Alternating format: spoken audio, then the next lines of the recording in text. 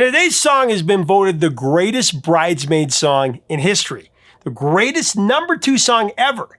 Sadly, it was kept out of the #1 spot by one of the worst songs ever. It was a novelty song that annoyed all the way to the top of the charts.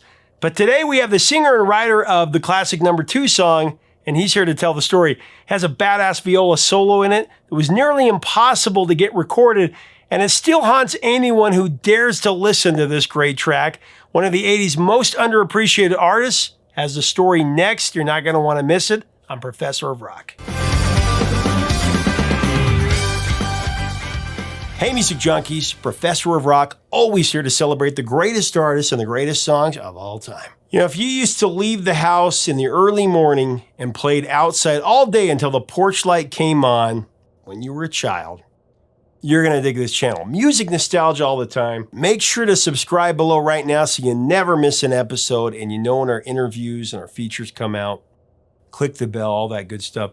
Also, check out our Patreon link. It's our insider community for the real music lovers. So it's time for another edition of our series #1 in our hearts, where we celebrate a song that unquestionably deserved to be #1 on the Billboard Hot 100, but for various reasons it was kept out. Here we kind of even the playing field, and this one's a no-brainer.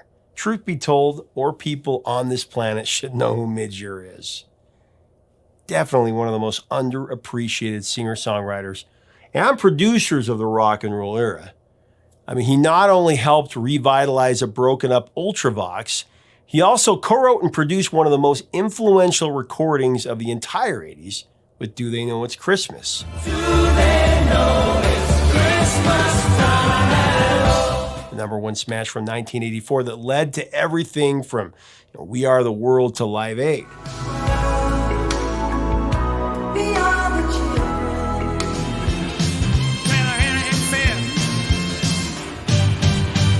Hailing from Scotland, his name is actually James Ure, but he took his first name and did a phonetic reversal to Midge.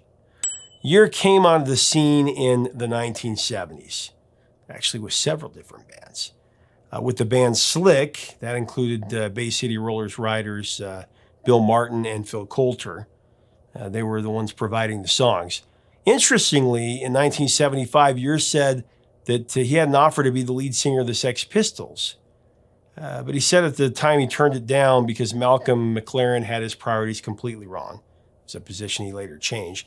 In early 1976, Slick achieved a #1 single on the UK singles chart with Forever and Ever.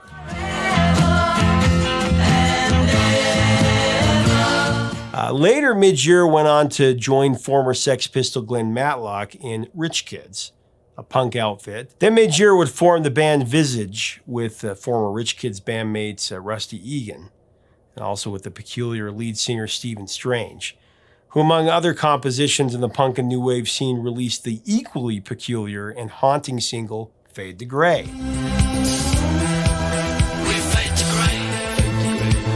Then Midge Ure would leave to join Thin Lizzy. Big difference between all those bands. Ure already knew singer Phil Lynott, and he received a co-writing credit for Get Outta Here on Thin Lizzy's LP Black Rose.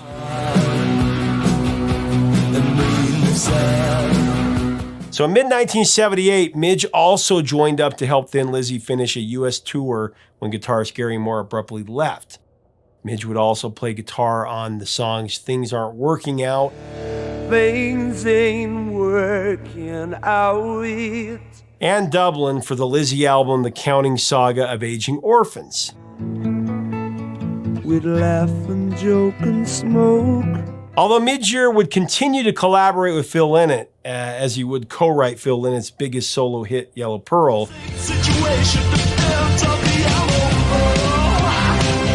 Midge would leave to join Ultravox. That's a lot of bands. Now, this was in 1979, and Midge had developed a close friendship with Billy Currie when the two were in Visage. Currie was convinced by Rusty Egan to ask Midge in joining a revived Ultravox, who had ceased to exist when lead singer John Fox left to pursue a solo career, and then guitarist Robin to quit. So in April of '79, the band regrouped and Midge Ure became the singer, songwriter, guitarist, and the second keyboardist. Midge Ure has always been such a sensational multi-instrumentalist. Now, the second iteration of Ultravox would become the classic lineup, with Billy Currie on keyboards, violin, Warren Cann on electronic drums, and Chris Cross on bass. Now remember, this was when Midge was on tour with Thin Lizzy. He spent the first half of 1979 on Lizzy's tour of the US. He still managed to tour with Ultravox, and he wrote many of the songs that would end up on their first album. That album, titled Vienna, was recorded in 1980. Although technically it was the band's fourth album, it was the first with Midge Ure, and actually the first one in the band's history to chart at all. Now, when it was first released, it was only moderately successful, but when the band released the title track, Vienna, it changed everything.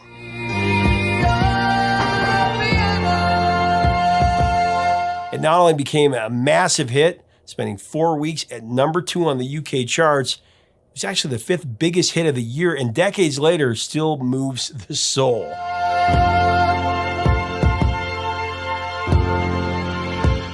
One of the greatest songs of the era, and it was kept out of #1 for 3 of those weeks by a throwaway novelty song.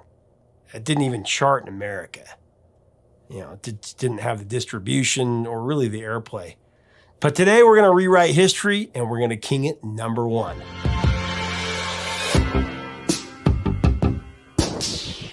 And it had an equally moving music video, just an amazing song. I mean, you'll see for yourself if you've never heard it. I had the incredible privilege of interviewing Midge Ure about this classic composition in depth recently. Here's Midge Ure with the story behind the 80s classic, Vienna. Talk about a mind-blowing single, Cinema of the Mind. When this album came out, you guys, of course, released Sleepwalk, and that went to #29 on the UK charts. And then you released Passing Strangers, and that didn't chart.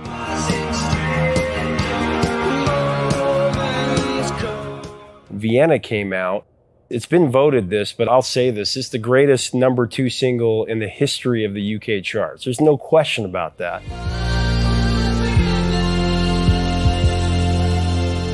I'm sure you were okay with Woman by John Lennon, but for 3 weeks for it to be Shut Up Your Face, I mean, a novelty song that was just a throwaway song. It just annoyed people. It's a nicer place.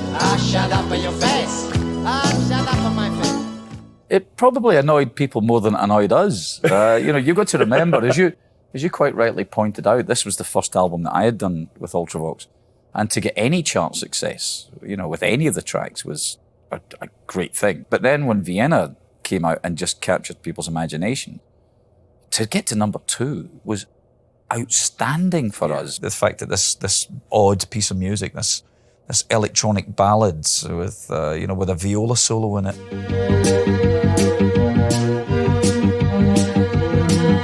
just kind of transformed people. It changed everything, and it changed the band. So we were elevated into a much higher status. We didn't know what to make of it because it elevated us from playing, small clubs into much larger venues, much larger audience.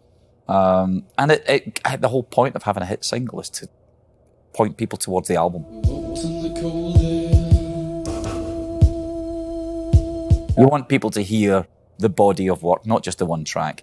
And that's exactly what it did. So for us, the fact that a novelty record kind of kept us off, it was kind of annoying, but, what brats would we be if we were standing there sulking because we only got to #2. And had it gone to #1, we wouldn't be talking about it now. It outsold both of those records combined and became the 5th biggest song of that year, and #1 all over Europe, and also single of the year at the Brit Awards, and it was given an honorary #1 by the OCC. I saw that. It was, yeah, and the BBC radio did a vote a few years ago to vote for the track that should have been #1 that wasn't, and Vienna, fantastic. It's lovely. It's a game changer song. You talk about songs, there are songs that are hits and they're catchy, but then there are songs that change the way that you view the world. I mean, that just shake you up. That's one of those songs. How did it come about? I think naivety's got a lot to do with it, and I'm not being coy, but I think it really has. I think when you're young, you attempt things that you wouldn't even dream of doing later on in life. And we really didn't care what people kind of thought of us. We wanted to be experimental. We wanted to dabble with atmospheres and ambiences. And, you know, Billy Curry, our keyboard player, our viola keyboard player, is a classically trained musician. So a lot of that classical training came out in the music that we did. But I'm from the other end of the spectrum. I'm from the kind of pop rock end of things. So when we kind of met in the middle, this sound came out that nobody else was making. It was very unique. But naivety drove us to do that. I remember at the time we were tired of the music industry in the UK and we wanted to be signed to an American label.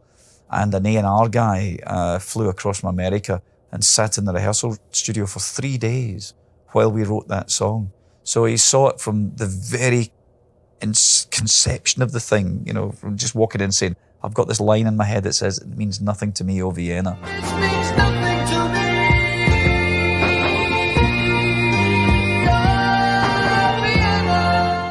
To the piano part, to the whole thing being constructed, to how it sounded exactly on the record, and then he didn't sign us. But every band's got a story like that, haven't they? You know. Well, let's talk about recording it, because this, the grand piano and the verse and the chorus and the viola in the middle and solid synth that came from the Mini Moog. I love to talk about the instruments, the Roland CR78 drum machine. This was a new era for music. As 79 was turning over to 80 and 81. It really opened up the door for synth pop and new wave and romantics, post-punk, whatever they want to call it. But tell me about that. It was, you look at what we had back then, it may have been perceived as cutting edge stuff. It was incredibly basic, the equipment we had. We were a rock band who used traditional rock instrumentation as well as, you know, the violin or viola, because Billy's a classically trained violinist. And this new technology, you know, the electronics, the synthesizers, the drum machines, but none of the equipment could talk to itself, could talk to each other. The drum machine wouldn't connect with the Mini Moog, and the Mini Moog wouldn't connect with the ERP or whatever. And the Elka string. It was pre-MIDI, you know, which is the musical instrument digital interface, which is the method that people use now to connect different machines and make them lock together.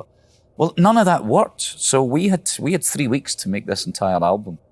And we went in with the very, very basic equipment we had. The key to getting this right was rehearse it to death. We wrote it in rehearsal rooms. We arranged it. So the arrangements that we finished up with were exactly what ended up on the album. So, and we had toured some of the newer material, toured it live, which was a logistical, technical nightmare.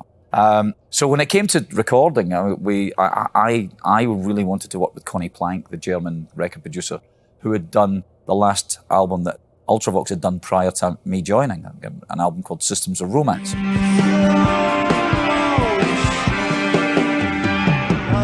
And Conny Plank had worked with, Neu and Can and Kraftwerk.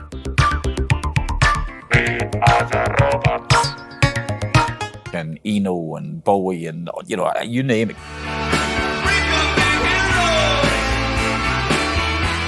He was the guy, he was the electronics guy. So because we had this stuff fairly well arranged and organised, we had to then put on our engineering hats and figure out, okay, if we're doing something where Chris, the bass player, is playing a running Mini Moog thing, like all stood still, dugga, da da da da da, you do it with timed echoes, so you hit one note and it goes dugga. So you go dugga, dugga, dugga, dugga, dugga, dugga, dugga, dugga.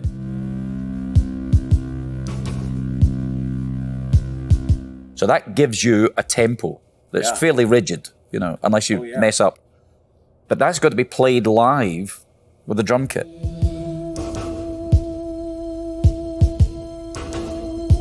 So as you're doing the basic take, if Chris screws up one of the notes, you have to stop, go all the way back to the beginning, do it again until you get a clean one all the way through. Because the drums are playing in time with the synth, which is playing in time with the drums, but they're not connected. They're not, you can't just go back and go, I'll just drop in here. There's nothing to drop into. You can't do it. Technically, it was a bit of a nightmare, but because we were all kind of quasi-boffins, we figured it all out.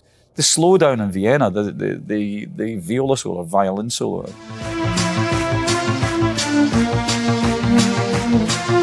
The violin solo speeds up all picks up and it double times.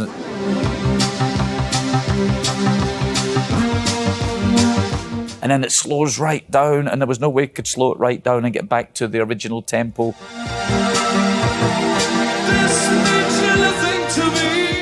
In time for the timed dig-gig.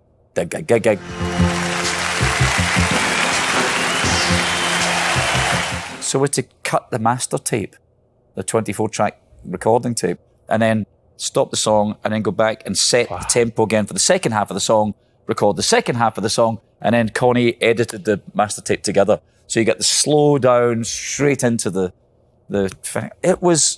it just took a little bit of thought, that song. But it was incredibly creative. You know, given a small amount of technology to play with, you had to be very, very open and creative about what you were going to do with it. And that was the result. It's like new wave music meets 19th century romantic. Now, is there any truth to this? I wanted to ask you about the lyric, "It means nothing to me," that you didn't want it to sound too overtly 19th century. They were trying to make this symphonic thing, and you said, "Well, it means nothing to me." And he said, "Well, then sing that line."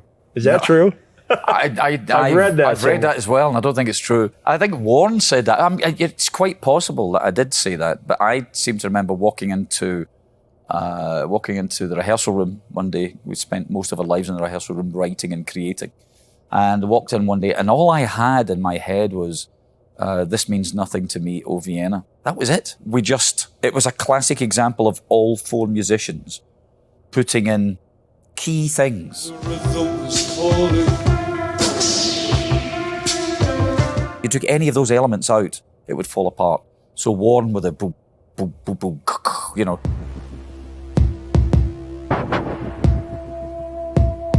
Chris with a dug, you know, that heartbeat synth thing.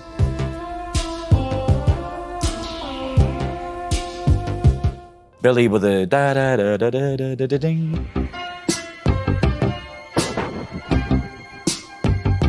Very classical-esque piano, and me with this melody in my head.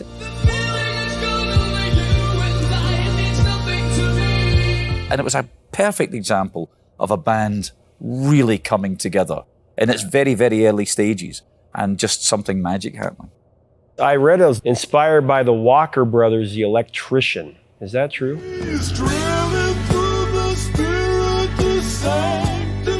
No, I don't think so. Okay. Not for me. Certainly not for me. Yeah, that '60s crooner thing. I mean, that Bowie-esque crooning vocal thing, a very, very stylistic thing, was big in the '80s. You know, we were kind of, you know, influenced by what went on in the '60s. Who were influenced by what went on in the '40s and '50s? Right. You know, from over here, from the crooners here, from the Sinatras and the Tony Bennetts and all of that. So it filtered its way right through all the generations, and it still influences people today. It does. I can hear Vienna in Lord Royals.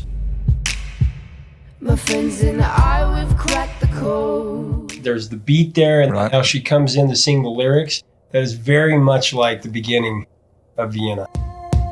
A man in the dark in a picture frame. Well, you know, it's one of those songs that you said was a bit of a game changer.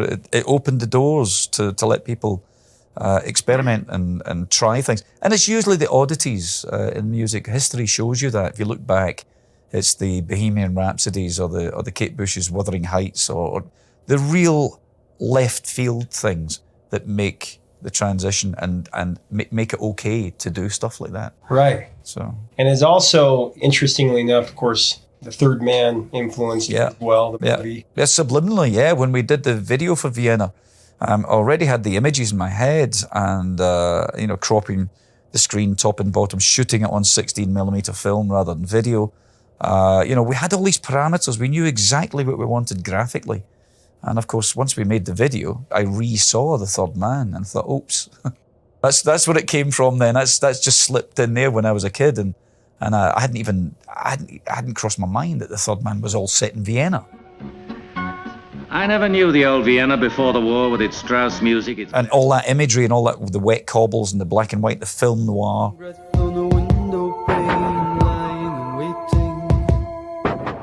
All of that stuff.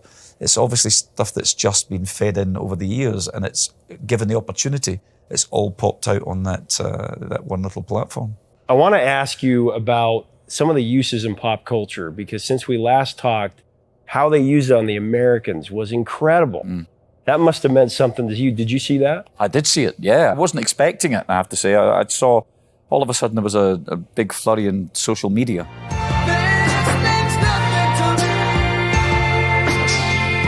Have you seen this? This is amazing. You know, Ultravox getting played on the American. But since then, of course, it's been used in 13 Reasons Why.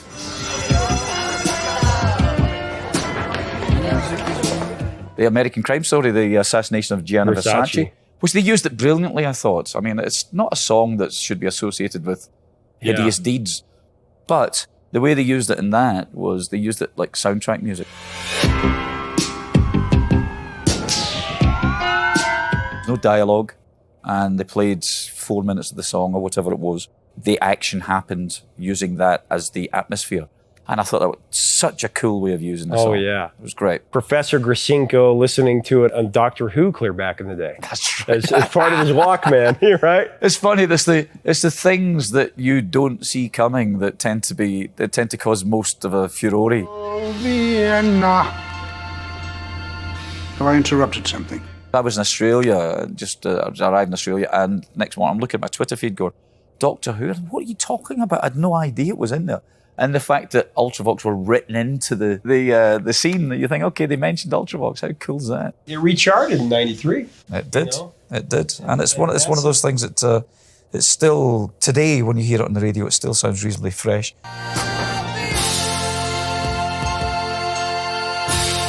Hey, make sure to leave us a comment about this masterpiece of 80s synth pop, Vienna. Just a grand song. Make sure to let us know your thoughts, your memories, your favorite uses in pop culture. We definitely invite you to become a subscriber in our community if you dig this video. And don't forget to check us out on Patreon. That helps to keep it a daily channel, and that's the idea here, to keep the music alive, keep it going. Till next time, 3 chords and the truth.